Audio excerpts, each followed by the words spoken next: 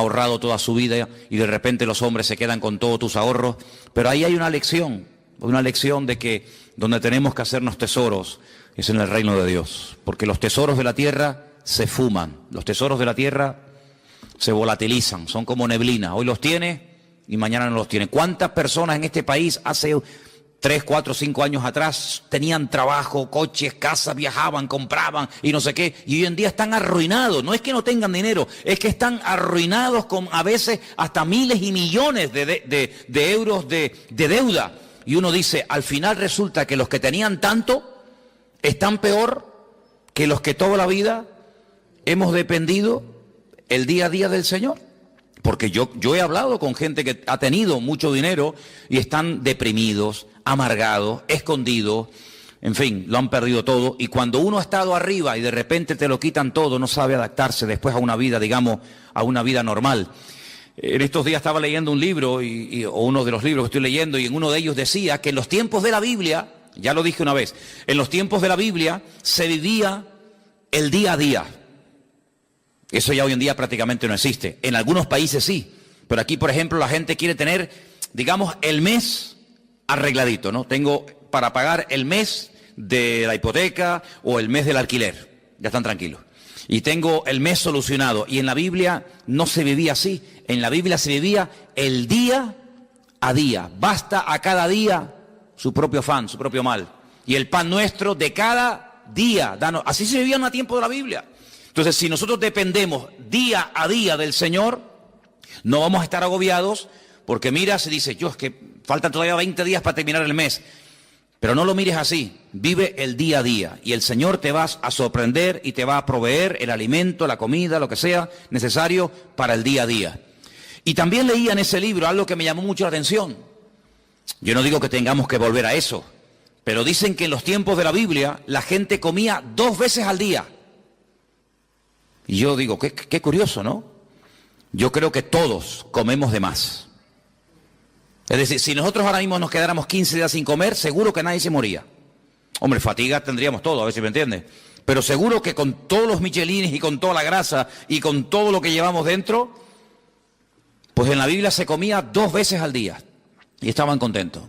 Sin embargo, hoy en día, mínimo, 3, y como tengas chicos jóvenes, pues 4 o 5, ¿eh?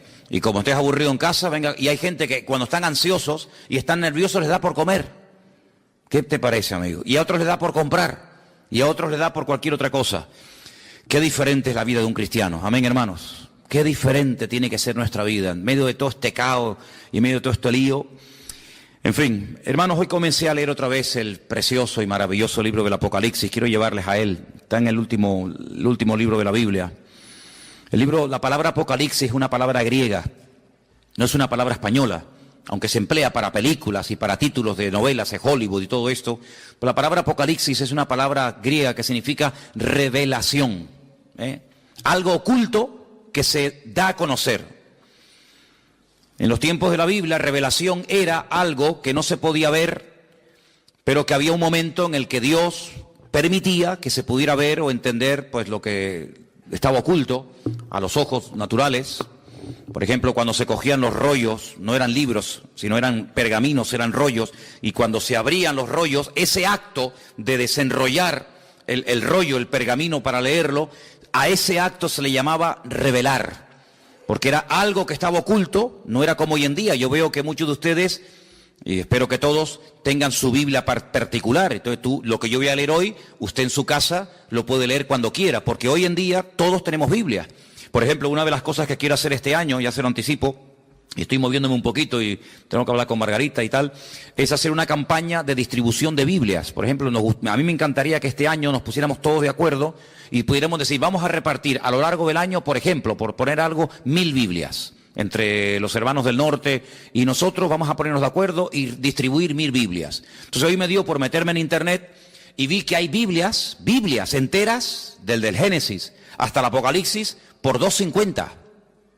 Y tú dices, pero ¿cómo puede ser tan barato una Biblia? Vamos a ver, no es una Biblia de cuero, una Biblia de estas preciosas, sino es una Biblia normal, sencillita, pero tiene lo mismo que una Biblia de esas grandotas. $2.50. Y tú te vas, por ejemplo, a un bar y te tomas un cortado y te cobran ¿cuánto? A veces, en algunos sitios me han cobrado ahí €1, que yo digo, madre mía, €1, un cortado, y una cosita así. Pues una Biblia que te cambia la vida, una Biblia que es la palabra de Dios. El apóstol Juan dijo, yo no he escrito, él dice en su evangelio, yo no he escrito todo lo que le vi hacer al Señor. Y todo lo que él dijo, yo no lo escribí, porque si me hubiera puesto a escribir una por una todo lo que hizo y todo lo que dijo, en el mundo no cabrían los libros, porque hizo tantas cosas el Señor. Dice, pero estas palabras que yo les he escrito, las he escrito para que creyendo en ellas tengáis vida eterna. Entonces yo digo, un libro que te da vida eterna, un libro que te aclara dudas, un libro que te responde a preguntas, un libro que trae bendición a la familia, que trae bendición a tu vida, por $2.50, 2 cortados. Como quien dice. Entonces yo pienso que sería muy bueno, y de hecho lo vamos a hacer, en este año ponernos una meta, no sé, 500, 600, 800, 1000 Biblias, y entre todos vamos a hacer una especie de campaña, ya les diré cómo tengo pensado hacerlo, para repartir la palabra de Dios. Porque hoy en día cualquier persona en su casa puede tener Biblia. Bueno, si ustedes van a mi habitación, pues yo no sé cuántas Biblias puedo tener, pues yo calculo mínimo 15 o 20 Biblias tengo que tener, como mínimo. Aparte Nuevos Testamentos y a lo mejor, ¿verdad?, en diferentes idiomas y tal. Pero en aquellos tiempos no. En aquellos tiempos no existía la imprenta. En aquellos tiempos había que ir al templo o había que ir a la sinagoga para escuchar que alguien te leyera la Biblia. Pero nadie tenía la Biblia en su casa. Esto de poder tener toda la palabra de Dios, todo lo que el Señor reveló a lo largo de la historia en la mano, esto es un milagro. Esto es una maravilla, esto es una joya. Tú tienes uno de los libros más antiguos del mundo. Tú tienes aquí palabras que Dios le dijo a Moisés hace 3500 años. Es una auténtica joya. Y este libro del Apocalipsis, gracias al Señor que lo tenemos, es un libro escrito por uno de los hombres que más conoció al Señor. ¿Quién lo escribió? Lo escribió Juan. ¿Pero Juan el Bautista o Juan cuál? Juan, el discípulo Juan. Pues Juan fue un hombre que vivió aproximadamente, vamos a redondear los números, aproximadamente 100 años. Hace unos días murió en Israel el hombre más longevo del mundo, 112 años. Le quedaron muy poquitos días para cumplir 113. Era un superviviente de uno de los campos de concentración de la Segunda Guerra Mundial. 112 años. Hoy en día no es normal que una persona viva tanto. Y tampoco ni siquiera en los tiempos de Cristo. Pero Juan se cree que aproximadamente murió con 100 años. Para poner números redondos. Si Cristo murió cuando tenía y ascendió a la gloria, cuando tenía 33 años, y él estuvo 3 años con el Señor, vamos a poner un ejemplo, no lo podemos decir así totalmente, pero para entendernos, que Juan tuviera aproximadamente 30 años.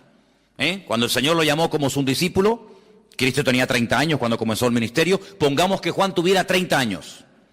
Si murió con 100 años, ¿cuántos años estuvo Juan predicando el Evangelio? 70 años. 70 años sirviendo al Señor. ¿Qué te parece? Toda una vida. Cuando él escribe el Evangelio, es un Evangelio muy profundo. Yo no sé si ustedes se acuerdan, yo estuve dando unas clases, unas lecciones sobre el Evangelio de Juan, y hay cosas que Juan dice que no las dice nadie. Porque claro, es que él vio al Señor muy de cerca, él vivió con el Señor, él vio cosas que ningún discípulo vio. Y cuando uno lee el Evangelio según San Juan, que repito que es muy profundo, da la sensación de que ya no hay nada más que decir del Señor. Ya te lo mostró de una manera, te lo mostró de otra, hizo esto, hizo aquello, y hablaba así, y hablaba asado. Ya, después de leer San Juan, uno dice, ¿pero qué más se puede decir del Señor? Bueno, pues cuando este hombre está en la isla de Patmos, dice como él dice, por causa de la palabra de Dios, desterrado, recibe una revelación, y cuando tú lees el libro del Apocalipsis fundamentalmente el objetivo no es hablarte del anticristo, que habla del anticristo, o del falso profeta, que también habla de él, o de los testigos, o de los terremotos, o de las plagas. Todo eso está muy bien. El objetivo, el protagonista del Apocalipsis no es el anticristo, es el Señor Jesucristo. Y Juan presenta y nos cuenta cosas de Jesucristo que si no hubiéramos leído nunca, si no tuviéramos en nuestras Biblias el libro del Apocalipsis, nunca sabríamos del Señor. Porque el libro del Apocalipsis contiene una información que no está en ninguna parte de la Biblia. Por eso es un libro fundamental. Y no solamente es un libro importante, sino es un libro necesario. Yo siempre lo he dicho, y ustedes lo saben, que los creyentes hoy en día tienen que leer y estudiar más que nunca el libro del Apocalipsis. Y prestar menos atención a las noticias de la radio y de los periódicos y de la prensa, porque realmente las verdaderas noticias, las genuinas, las verdaderas, están aquí. No solamente en la Biblia, sino en el libro del Apocalipsis. El libro del Apocalipsis es un libro extraordinario, que nos da detalles tremendos, tremendos. Lo estoy leyendo otra vez, como siempre, ¿no? Detenidamente, estudiando las palabras y tal, y menciona muchas cosas del Antiguo Testamento. Por ejemplo, hoy leía acerca de los famosos 2 testigos. Los que habéis leído la Apocalipsis saben de lo que estoy hablando. Los que no lo habéis leído, pues dicen, no sé lo que es eso. Bueno, pues los 2 testigos son 2 personas de carne y hueso que estarán en los últimos tiempos predicando la palabra del Señor durante 3 años y medio. Nos dice la Biblia cómo predicarán, dónde vivirán, cómo morirán, qué les va a pasar. Todo eso lo dice el Apocalipsis. Bueno, pues de esos 2 personajes ya habla el profeta Zacarías. Ustedes van al libro de Zacarías, capítulo 4, y allí te habla de los 2 testigos. No aparece la palabra testigos, aparece la palabra, en hebreo dice la palabra hijos. La traducción dice los 2 ungidos. Y habla acerca del aceite de oliva. Sabéis que el aceite de oliva se utilizaba mucho en los tiempos de la Biblia, no solamente para cocinar, no solamente para sanar heridas, era un bálsamo, sino que también se utilizaba un aceite especial, no cualquier aceite, un aceite especial que se hacía para derramarlo sobre la cabeza de los reyes o de los profetas o de otros personajes cuando se les quería públicamente presentar como un juez, como un rey, como una persona importante, y se le llamaba ungido. La palabra ungido, Mashiach, ¿qué es? Ungido. ¿Y cómo se dice ungido en griego en el Nuevo Testamento? Cristo. La palabra Cristo es la misma palabra Mashiach del Antiguo Testamento. Pasa que una está escrita en hebreo y otra está escrita en griego. Como el Nuevo Testamento se escribió en griego y del griego se tradujo al español o al castellano, entonces cuando leemos el nombre de nuestro Señor Jesucristo, lo leemos así: Jesús, Cristo, Jesucristo. Pero Cristo no es un nombre, Cristo es un título. Es como decir, fulanito de tal, presidente del gobierno, fulanito de tal, presidente del Fútbol Club Barcelona, fulanito de tal, presidente del Cabildo. Cristo no es un nombre, es un título de una función a desarrollar. Por ejemplo, en este momento, a Benjamín Netanyahu, que es el presidente de Israel, se le llama el ungido, se le llama el Mesías. Y tú dices, ¿ah, sí? Sí, claro, porque es un hombre que ha sido capacitado para ser presidente de un país. Entonces, la palabra Mesías, la palabra Cristo, la palabra ungido, nos habla acerca de un cargo, no de un nombre. Jesús se llamaba Yeshua, porque él no era griego, él era judío, y él se llamaba Yeshua. ¿Cómo se dice Yeshua en griego? Jesús. Entonces, son las mismas palabras, pero cambiando, digamos, el nombre, la pronunciación.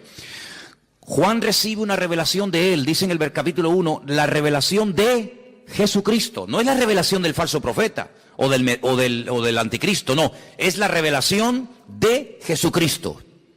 Si quieres conocer mucho de Cristo, tienes que leer los evangelios, Mateo, Marcos, Lucas y Juan, pero también el Apocalipsis. Y dice, esta revelación de Jesucristo, Dios se la dio para manifestar a sus siervos las cosas que deben de suceder pronto. Y la declaró enviándola por medio de su ángel a su siervo Juan. Juan, cuando escribió este libro, dice que lo que él estaba escribiendo iba a suceder pronto. ¿Y cuándo escribió Juan este libro? En el siglo I. Y en el siglo I, cuando él está escribiendo, dice, lo que yo estoy escribiendo ahora, prepárense que esto se va a producir pronto. Pues si eso lo dijo en el siglo I, ahora en el siglo XXI, estamos más cerca que nunca de los acontecimientos finales, ¿sí o no? Es interesante, ¿verdad? Dice que ha dado testimonio de la palabra de Dios y del testimonio de Jesucristo y de todas las cosas que ha visto. Y ahora fíjate, es uno de los pocos libros, o prácticamente el único libro de la Biblia, que contiene una bienaventuranza para el que lo lee. La Biblia no dice bienaventurado el que lee el libro del Génesis, Es una bendición leer el Génesis, ¿verdad? O bienaventurado el que lee el libro de Romanos. No, pero el Apocalipsis sí. Dice, bienaventurado el que lee. Los que oyen las palabras de esta profecía y guardan las cosas que en ellas están escritas, porque el tiempo está cerca. Es decir, que por leer el libro usted ya es bienaventurado. Por escuchar, por oír las palabras de este libro, usted ya es bienaventurado. Y si encima de leerlo, y si encima de oírlo, además usted lo cumple y lo guarda, triplemente bienaventurado. ¿Qué significa la palabra bienaventurado? Viene de una palabra hebrea que significa, es ashrei, que significa rico. La palabra rico está entroncada con la palabra bienaventurado. Un bienaventurado, espiritualmente hablando, según el concepto bíblico, es una persona rica, espiritualmente hablando. La riqueza bíblica espiritual no tiene nada que ver con la riqueza material, ¿vale? Hay personas en la Biblia que no eran ricos materialmente hablando, pero espiritualmente hablando eran multimillonarios. Y hay personas tremendamente ricas en la Biblia que la Biblia dice que eran unos necios. Así que la riqueza material muchas veces no tiene nada que ver con la riqueza espiritual. A veces la gente dice, ay, mira, no tiene mucha fe porque no tiene dinero, como si la fe se midiera por el dinero. Cuando yo siempre he dicho que es más difícil, mucho más difícil, vivir con poco que vivir con demasiado. ¿Sí o no? Si yo le doy a usted todos los meses 10.000 euros, que no los tengo, a ver si me entiende, pero si yo le diera a usted o le dieran a usted 10.000 euros, ¿sería muy difícil la vida para ti? Uy, ¿ahora qué compro? ¿Compro el jabón más barato o el más caro? ¿Compro el champú que está muy rico o compro el más baratito? No habría problema, porque cualquier persona, pienso que en un día, media hora, se adaptaría a vivir con 10.000 euros por mes. ¿Sí o no? Sin ningún problema. Pero si a usted le dan todos los meses 200 euros... entonces sí hay que hacer numeritos, Yo creo que a la ministra, a la persona que nombre ministro de Economía, tendrían que nombrar en este país a un ama de casa. No a un político de estos que le van a dar 10.000 euros por mes. Eso lo hace cualquiera, no. Tendrían que nombrar a una ama de casa, una mujer que tiene un sueldo pequeñito, que saca a los hijos adelante. Yo nombraría de ministra de Finanzas o de, ¿cómo se llama?, de Economía en este país, a una ama de casa, porque esas sí que saben administrar el dinero. Esas sí que saben que el marido le da tanto dinero y le llega. Esos son. Aquí hay un montón de ministras de Economía y pasa que no las reconocen, ¿no? Bueno, pues Juan está allí en la isla de Patmos y uno dice, bueno, ¿y qué hacía allí Juan? Si Juan vivía en Éfeso. Ustedes saben que cuando el Señor Jesucristo estaba en la cruz, le dijo a Juan que se encargara de su madre, porque Cristo iba a morir, y entonces María, según la tradición cuenta, pues resulta de que se fue a vivir con Éfeso y allí estuvo con el apóstol Juan. Pero Juan fue el único discípulo que murió de muerte natural, porque Cristo tenía 12 discípulos, uno se ahorcó, ¿sabéis, no? ¿Quién fue? Judas se ahorcó, se quitó la vida. Los otros murieron como mártires, unos crucificados, unos quemados, etcétera. Pero Juan, fue el único que murió de muerte natural.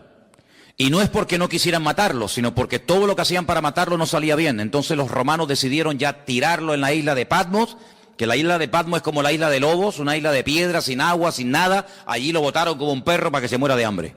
Dice que había unas canteras que mandaban a los presos a trabajos forzados y al que mandaban a Patmos de allí no volvía. Es como el que mandaban, yo que sé, antiguamente a las Guayanas, los franceses y toda aquella cosa, ¿no? Sin embargo, fue allí donde el Señor se le presentó y donde el Señor le dio un mensaje para todas las congregaciones de Asia Menor. Asia Menor, ¿qué es en la Biblia? Cuando se dice de Asia Menor era Turquía, hermano. Ese país que está medio en Asia, medio en Europa.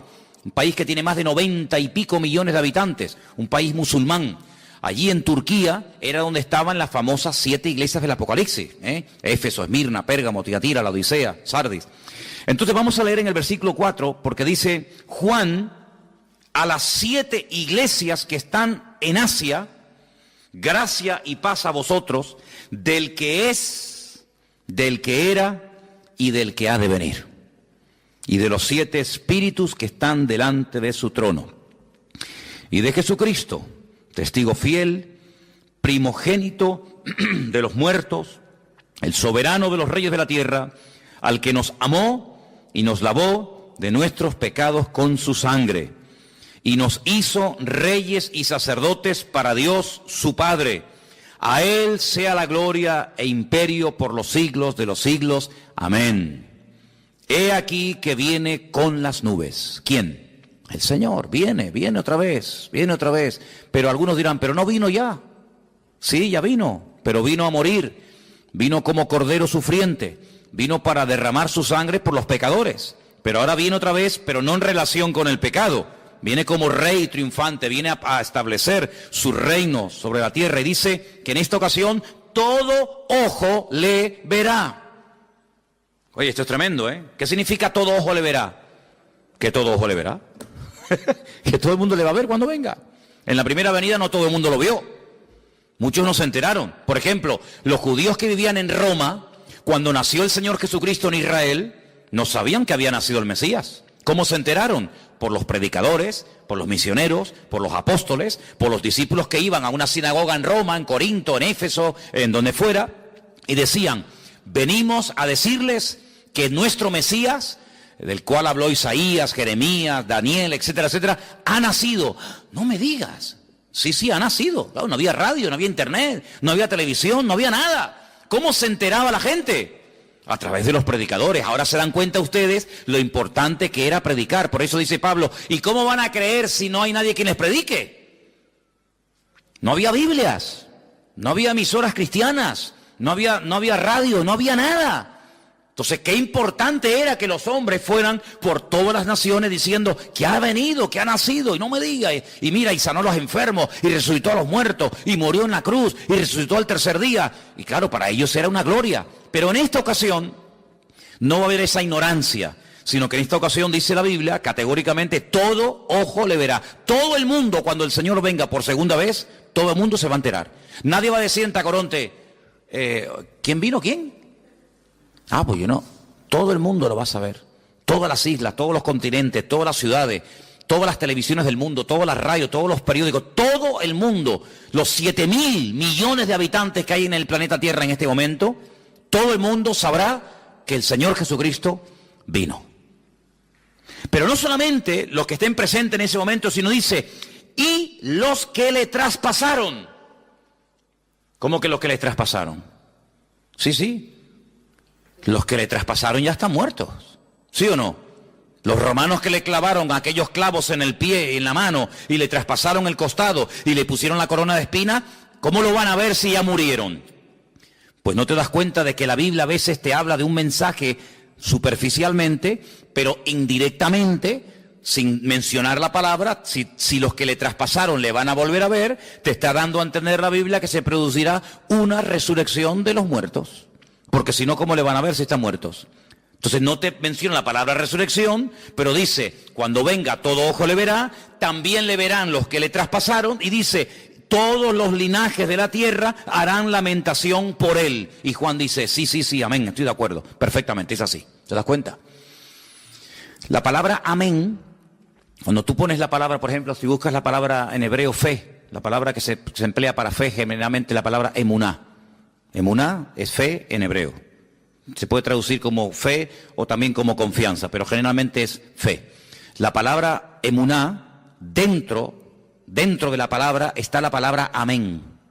Si tú, en hebreo, hay algo muy bonito, y es que dentro de una palabra hay una, dos o tres palabras. Incluso a veces de una palabra, no de todas, cuidado, pero a veces hay palabras en hebreo que de una palabra puedes sacar 750 palabras diferentes. Y usted dice, ¿cómo? De una palabra, combinando las palabras, por ejemplo, poniendo la P aquí, la H allí, la M por acá, la L por allá, de una misma palabra, haciendo combinaciones, pueden sacar hasta 750 términos diferentes. Entonces la palabra amén está dentro, tú la ves, tú ves la palabra emuná en hebreo y ves que pone dentro amén. Porque cuando decimos amén, cuando nosotros los creyentes decimos amén, que es un acróstico, pues estamos diciendo que tengo fe en afirmar lo que esa persona está diciendo. Cuando yo digo, hermano, el Señor Jesucristo vendrá, amén. Cuando usted dice amén, está diciendo de una forma resumida, tengo fe en lo que tú estás diciendo y lo firmo. Tengo fe de que el Señor volverá otra vez. Pero para no decir, tengo fe en que el Señor volverá otra vez, usted dice simplemente amén. Y diciendo amén, usted afirma como que usted está de acuerdo con la afirmación que se acaba de decir. Por eso digo muchas veces, no diga amén a todo lo que se oye. Porque cuando usted dice amén a todo, quiere decir que está de acuerdo con todo lo que se está diciendo. Así que piénselo bien. Así que el Señor dice, yo soy el alfa y la omega. Yo me imagino que todos lo sabrán, pero cuando leía esta mañana el Apocalipsis en la versión hebrea, no dice evidentemente el alfa y el omega, porque el alfa y la omega es la primera y la última letra del alfabeto griego, ¿vale? En nuestro idioma sería la A y la Z. Yo soy la A y la Z. En hebreo yo soy la Aleph y yo soy la Taf, ¿vale? El principio y el fin, dice el Señor, el que es, el que era y el que ha de venir, el Todopoderoso, ¿vale? El Todopoderoso, el eterno Dios. El nombre de Dios lo hemos explicado 1.000.000 de veces. El nombre de Dios es un nombre que no tiene vocales. Es un nombre que solamente tiene consonantes. Son Yod, Hei, Bat, Hei. A menos que usted le ponga vocales a esas letras, no se pueden pronunciar, porque ¿cómo vamos a pronunciar una palabra si no tiene vocales? Se une la consonante con la vocal y entonces creamos las sílabas y las palabras. Entonces el nombre de Dios es un nombre aparentemente impronunciable porque cuando se escribió originalmente no tenía vocales. Pero si usted ve cómo se escribe el verbo ser y el nombre propio de Dios, que son esas famosas 4 letras que se llama el famoso tetragramatón, dentro del nombre de Dios usted puede ver que está escrito el verbo ser. ¿Por qué? Porque Dios es la existencia. Dios es el que da existencia. Él no depende de nada ni de nadie para existir. Nosotros sí. Si nuestros padres no se hubieran conocido y de esa relación no hubiéramos nacido nosotros, ¿de dónde hubiéramos salido? De ninguna parte. Luego nosotros somos los hijos de nuestros padres y los padres eran los hijos de nuestros abuelos y así sucesivamente. Pero si llegamos a Dios, y la pregunta que yo me hacía antes de aceptar al Señor, que ya lógicamente la tengo clarísima, pero en aquel tiempo me torturaba, era una tortura terrible, ¿de dónde salió Dios? ¿Quién lo creó? ¿Quién lo hizo?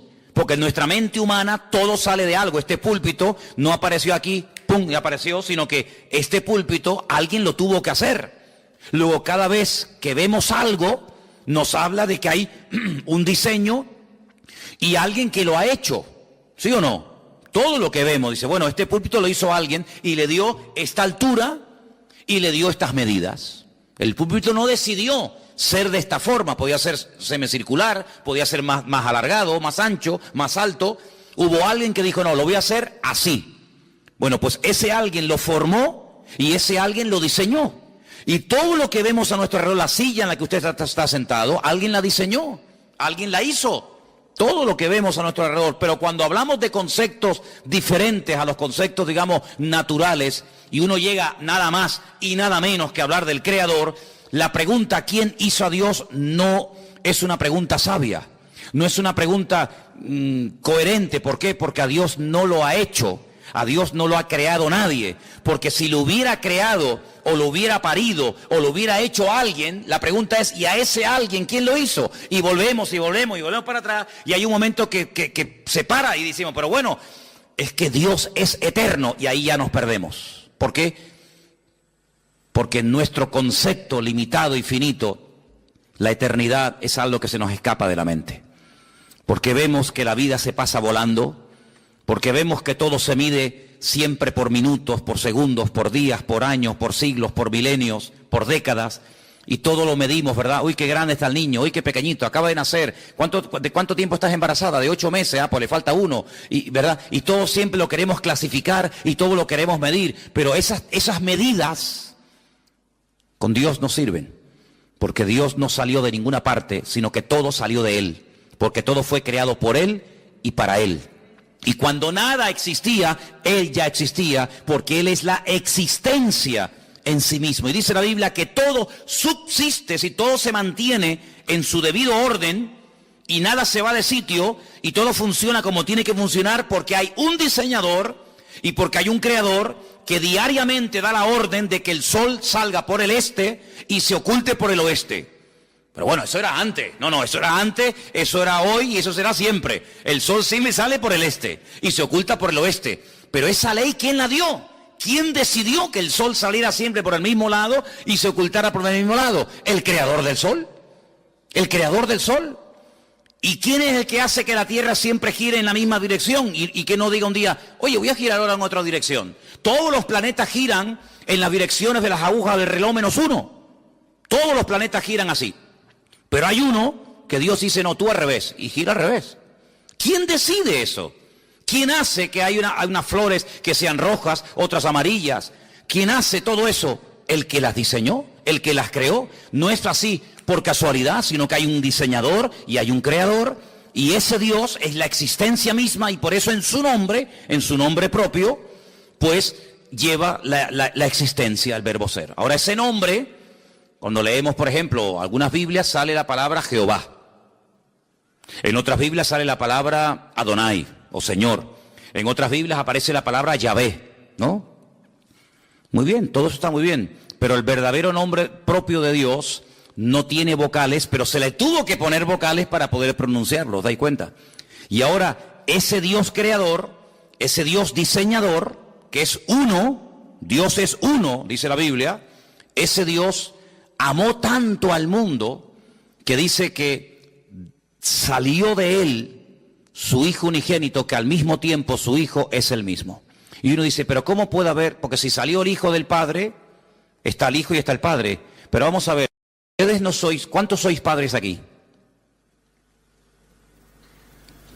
Muy bien, o madres. Bien. Pero usted es madre y usted es hija al mismo tiempo. ¿Sí o no? Lo que pasa es que a donde yo voy, por ejemplo, cuando voy a la casa de mi madre, allí soy hijo. Pero cuando estoy aquí, aquí soy padre.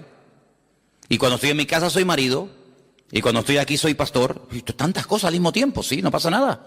No tengo que dejar de ser hijo para ser padre. Puedo ser hijo y padre al mismo tiempo. Y abuelo y bisabuelo, abuelo por el camino que llevamos. Pero bueno, se puede ser muchas cosas al mismo tiempo, ¿sí o no? Pues Dios no tiene ese problema. Dios no tiene ese problema. Entonces, su hijo viene al mundo en forma humana. Claro, tuvo que venir en forma humana. Y por eso necesitó, pues, un estuche, un instrumento humano, como fue su madre. Y entonces, cuando él viene a este mundo y hace su obra, hace su ministerio, se registra en los evangelios su ministerio, pero hay muchas cosas que el Señor todavía no ha hecho. Hay muchas cosas, muchos cambios, muchas maravillas que tienen que ocurrir en la creación, en la naturaleza, en la raza humana, que no están en los evangelios. ¿Y a quién y dónde le reveló el Señor lo que todavía a él le queda por hacer? A Juan, en la isla de Patmos, a través del libro del Apocalipsis. Y esa información no era una información codificada, No sé cuántos de ustedes se acuerdan que antes había el Canal Plus, estaba codificado, ¿se acuerdan?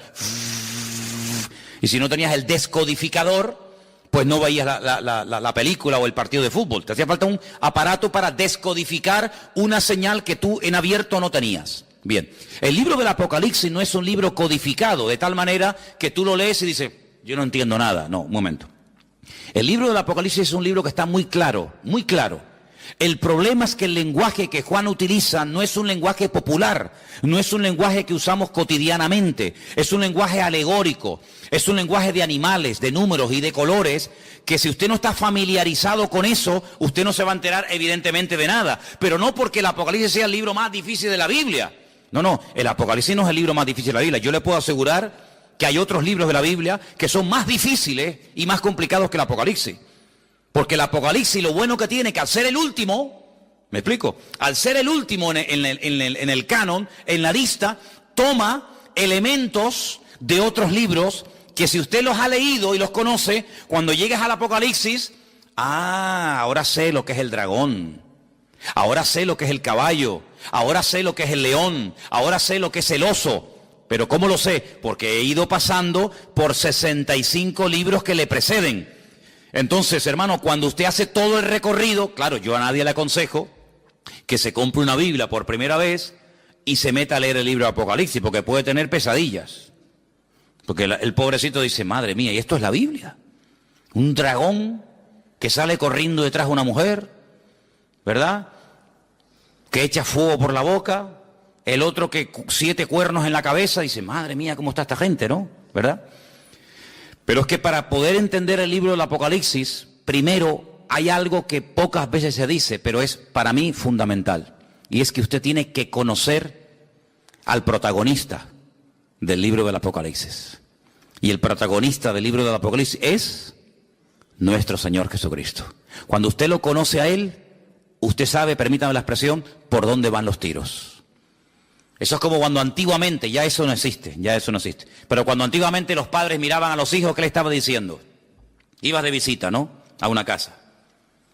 Entonces tu padre se te quedaba mirando y te estaba diciendo, sin palabras, o te comportas, o te voy a dar un jaquimazo que te voy a poner la cabeza así para atrás. Con la mirada, era un mensaje telepático, ¿no? Te miraba así, y ya hasta agachabas la cabeza porque te estaba diciendo, te voy a dar una que te vas a enterar, sin palabras, porque ya lo conocía. Pero esa mirada se la daba a lo mejor a otro niño y el niño ni se enteraba. Cuando tú conoces a tu marido, tú sabes cuándo está enfadado y cuándo está de buen humor. Por eso hay mujeres que dicen, ahora no le digas nada, espera mañana. No, yo le digo ahora. No le digas ahora porque encima vas a cobrar. Espérate a mañana, que ya verás como mañana es otro ser humano. En la Biblia hay momentos en los que si usted no conoce al autor, usted no se va a enterar del espíritu, de la actitud, de por qué el Señor dijo eso. Y esto que le estoy diciendo no es broma, porque dice la Biblia que cuando Pedro estaba afuera con los romanos calentándose en el fuego, ¿se acuerdan? Que llegó aquella chica y le dijo, mira, acá hay otro, este es uno de ellos. Y él decía, no, yo no soy de ellos. Lea usted en la Biblia, y hay un momento en el que dice que la mirada de Cristo se cruzó con la de Pedro. Cristo le dice así. Tú estás diciendo, no, yo no le conozco, y Cristo le dice así. Y se le quedó mirando, y dice la Biblia, lea esto, léalo, es tremendo. Dice, y saliendo lloró amargamente. ¿Qué mirada le habrá lanzado el Señor, No, yo no le conozco, yo no sé quién es, yo no quiero saber nada de ese hombre. Diciendo, ay, Pedro, que tú no me conoces a mí, Pedro. ¿Pero qué estás diciendo, criatura? Lo rompió, ya con la mirada dijo, madre mía, lo que estoy así, salió corriendo y se echó a llorar porque no pudo aguantar aquello, una mirada que lo rompió, ¿verdad? Que lo rompió. Entonces cuando uno va al libro de Apocalipsis, uno puede leer comentarios y puede preguntar a este y al pastor tal, y puede leer, pero si tú no conoces al autor, el libro te va a sonar a chino. Y que yo sepa aquí, nadie sabe hablar chino. Pero cuando tú conoces al autor, tú captas y lo ves al Señor por todas partes. Porque te vuelvo a repetir, el objetivo del Apocalipsis no es levantar y el protagonista, el anticristo, el falso. No. El protagonista del libro del Apocalipsis es el Señor Jesucristo. Y todo lo que pasa, todo lo que ocurre, las tragedias, los terremotos, las catástrofes, las guerras y esto y aquello, todo siempre apunta a un objetivo, y es que el hombre reconozca que el Señor Jesucristo viene pronto. Te habla de una manera, te habla de otra forma, te habla por aquí, te habla por allá, para que el hombre entre en razón y para que el hombre entienda que no puede hacer con su vida lo que le da la gana, para que el hombre entienda que no es dueño de sus actos. Cuando nosotros creemos que somos dueños de nuestros actos, nos estamos proclamando como si fuéramos dioses. Yo hago lo que me da la gana. A mí nadie me tiene que decir nada. Es como si tú fueras Dios, porque a Dios nadie le tiene que decir nada. Pero cuando tú actúas así, estás actuando como si tú fueras Dios. A mí nadie me tiene que decir nada. Pero ¿cómo que nadie nos tiene que decir nada? Claro que nos tienen que decir muchas cosas. Entonces, en el libro del Apocalipsis, Juan, a un viejito de 100 años, que lleva 70 años predicando el Evangelio, le dice, Juan, escribe, ponte a escribir lo que vas a ver, lo que ya has visto y lo que te voy a contar. Y entonces él empieza a escribir y a escribir y a escribir cosas tremendas. Pero fíjate lo que dice, por ejemplo, en el versículo 10. Cuando el Señor le dice a Juan que escriba, hay una cosa muy importante que tenemos que tener en cuenta, y es cómo estaba, con qué actitud estaba Juan. Dice el versículo 10, yo estaba en el Espíritu en el día del Señor, y oí detrás de mí una gran voz, como de trompeta. Juan no estaba despistado, Juan no estaba quejándose, Juan no estaba con una mala actitud. sino Juan dice que estaba en el Espíritu. Y eso es muy importante. ¿Cuántas veces me habéis oído a mí decir que la actitud marca la diferencia? ¿Sí o no? Es muy importante. Estar centrado, estar pendiente. No, mira, ahora no me hables que ahora estoy pendiente de la palabra. No, ahora no quiero saber nada. El móvil, ¿para qué quiero yo un móvil ahora? No me hace falta el móvil para nada. Ahora me está hablando el Señor, estoy con su palabra. Él estaba en el Espíritu, tenía motivos para quejarse. Hombre, humanamente hablando, sí. 100 años aquí botado como un perro, sin agua, sin comida, sin hermanos, sin iglesia, sin amigos, sin nada. Y mira cómo me has tratado, y mira no sé qué, y te he servido para qué. No le dio lugar a eso. Él estaba en el Espíritu. Si el Señor ha permitido que yo esté en la isla de Patmos, no es un castigo, es una bendición, porque al fin y al cabo vemos que no fue un castigo, sino que fue un tiempo maravilloso, porque para poder escribir todo esto, hermano, y para poder ver todas estas visiones, uno no podía estar viviendo en una gran ciudad con ruidos, con coches, con no sé qué, con no sé cuánto, sino uno tenía que estar en un sitio tranquilo, sin que nadie te moleste. ¿Y qué mejor sitio? ¿Qué mejor sitio que la isla de Patmos? Donde tienes tiempo para pensar, para orar, para meditar, y aquí sin que nadie te moleste, aquí te voy a dar la revelación más grande que jamás ningún ser humano ha tenido en esta vida. Luego vemos que el famoso refrán, que no hay mal que por bien no venga, se cumple perfectamente en la vida de Juan. Hace muchos años yo leí un libro de un pastor que tuvo un accidente y se le partió una pierna y estuvo un buen tiempo en cama, escayolado, sin poder moverse, y los primeros días de ese accidente él comenzó a quejarse. Señor, ¿y por qué? Tenía que predicar en esta iglesia, me habían invitado a viajar a no sé qué sitio, me habían invitado a no sé qué, y ahora no puedo tal, y empezó a quejarse hasta que pasaron los días, y le dijo, Señor, si tú has permitido que yo esté aquí parado sin hacer nada, ¿qué propósito tienes tú, Señor? Y ese hombre escribió un libro con su testimonio, con sus experiencias, y cuenta él que fue un libro que bendijo a muchísimas personas. Un libro que fue de muchísima bendición, sus testimonios, las experiencias que había tenido con el Señor, las pruebas por las cuales había pasado y lo que había aprendido en el Señor. Y dice, yo conseguí más bendición y logré bendecir más a la gente con aquel libro que con 1000 predicaciones, viaja por aquí, viaja por allá, entra aquí, entra para allá. Y él entendió que el Señor lo paró, ¿sabes? Él entendió que el Señor permitió aquel accidente para que durante un tiempito tranquilo pudiera escribir un libro que después sería de tremenda bendición para muchísima gente que lo leyó. Entonces hay momentos en la vida que nos puede pasar algo que decimos, ¿y por qué? ¿Y por qué, Señor? ¿Y por qué tal? ¿Y por qué esto? ¿Y por qué el marido? ¿Y por qué el niño? ¿Y por qué no me dieron el trabajo que me habían prometido? ¿Y por qué no sé qué? ¿Por qué? ¿Y por qué? ¿Y por qué? Y hace muchos años, yo era recién convertido, vino a Las Palmas a predicar una señora que dice ella, en aquellos años, que era la capellana de una de las cárceles más peligrosas de los Estados Unidos, la cárcel de Sing Sing. Y esta mujer empezó a predicar y yo te puedo asegurar que no todo, pero por lo menos la mitad del mensaje me lo aprendí de memoria. Y todavía lo tengo aquí. Y ella empezó diciendo, hay una pregunta que si nosotros nos la hacemos podemos volvernos locos. Y es una pregunta, y la pregunta es ¿por qué? Y sobre esa pregunta ella basó su mensaje. Y a mí se me quedó tan grabado aquello. Y ella hablaba acerca de lo peligroso que es cuando nos pasa algo en la vida, entrar a pelearnos con Dios. ¿Y por qué no sé qué? ¿Y por qué no sé cuándo? ¿Y por qué? Yo creo que nosotros ahora que hemos ya comenzado un poquito a levantar vuelo y a entender y a conocer un poquito más al Señor, vamos a cambiar la pregunta. Vamos a dejar el por qué. ¿Por qué? Dios lo sabe. Vamos a preguntarle otra pregunta al Señor. Vamos a hacerle esta pregunta. ¿Para qué? El por qué no me interesa. Porque si yo soy cristiano, mi vida está en las manos del Señor, y el Señor ha permitido esta situación, Él sabrá por qué la ha permitido. Los que amamos a Dios, ¿qué dice?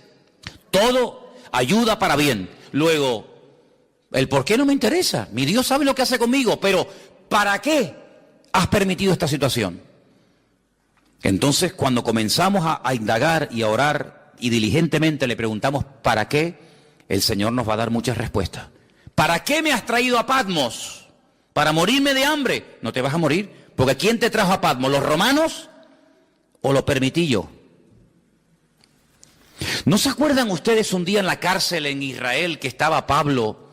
Y dice la Biblia que el Señor se le presentó y le dijo, Pablo, escucha bien, tú has dado testimonio de mí aquí en este país. En todo Israel te conocen, todas las sinagogas del país te han oído. Eres un rabino famoso. Eres uno de los mejores discípulos de un tal Gamaliel, hijo de Gilel, uno de los mejores rabinos de toda la historia. Pero ahora es tiempo de que salgas de tu tierra y te vayas a Roma. Y quiero que allí en Roma prediques mi palabra. Pero si estoy preso y tú me dices que me vaya a Roma, ¿cómo me voy a ir si no me van a dejar salir? Estoy encadenado. Pero Pablo, escucha una cosa, tú eres ciudadano romano, no te olvides. Y mañana cuando te saquen y te hagan el juicio, cuando te vayan a interrogar, tú vas a decir que tú como ciudadano romano, tú tienes el derecho que no todo el mundo tiene de apelar al César. Es decir, yo quiero que me juzgue, que mi juez sea el mismísimo César. Tú lo puedes pedir porque tú eres ciudadano romano. Entonces cuando él sale de la cárcel por la mañana, lo van a interrogar. Un momentito, quiero decir algo. ¿Qué quiere decir usted? Yo apelo al César. Quiero que el César sea mi juez. Claro, que es un juez inferior, dice, pues entonces si usted ha apelado al César, no te preocupes que usted irá al César. Llévenselo. Lo montan en un barco. ¿Quién? Los romanos. Y lo llevan a Roma. No fue por el camino y porque me llevan a Roma. No, porque el Señor quiere llevarme a Roma, pero como yo no estoy libre ahora, que me puedo comprar el pasaje, ir a donde quiera, pero le doy la vuelta a la tortilla. Y en vez de utilizar mi libertad, uso mi, entre comillas, encarcelamiento, pero ahora ellos me van a pagar el pasaje. No me voy a pagar ni el pasaje. Me van a pagar ustedes el pasaje, me van a pagar ustedes la comida y me van a llevar al mismísimo César de Roma. Pero ¿quién va a ir a darle testimonio al César de Roma? ¿Quién? ¿Uno por la calle? No. O un preso o uno que pertenezca a la corte de Roma. Entonces, si no eres de la corte de Roma, pero eres un preso con ciudadanía romana, tienes derecho a que te juzgue el César de Roma. ¿No os dais cuenta que todo ayuda para bien? ¿Dónde nació Pablo? En Tarso. ¿Qué era Tarso? Una pequeña colonia romana. Y dice que las personas que estaban allí, a través de su padre, él obtuvo la ciudadanía romana. ¿Quién sabe si en algún momento Pablo, como judío fanático que era en aquel momento, habrá dicho, ¿y yo para qué quiero la ciudadanía romana? ¿Yo para qué quiero ser romano? Ahora no lo entiende.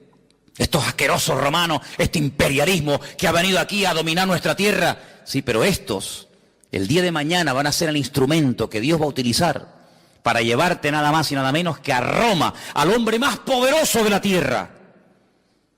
Y allí fue. Entonces no nos damos cuenta de que la vida es como un gran puzzle, como un gran rompecabezas, donde tú miras para atrás y dices, ahora entiendo aquello y esto y lo otro, y por qué se conoció y por qué pasó esto. Y entonces si tú te dejas llevar por el Señor, te vas a dar cuenta de que Juan lo llevaron los romanos, pero porque en el fondo el Señor quería que Juan estuviera en la isla de Patmos y allí tranquilito, sin que nadie te moleste, vas a recibir la revelación más grande que jamás has recibido en tu vida. Pero escucha bien esto, hermano, porque vamos terminando, para no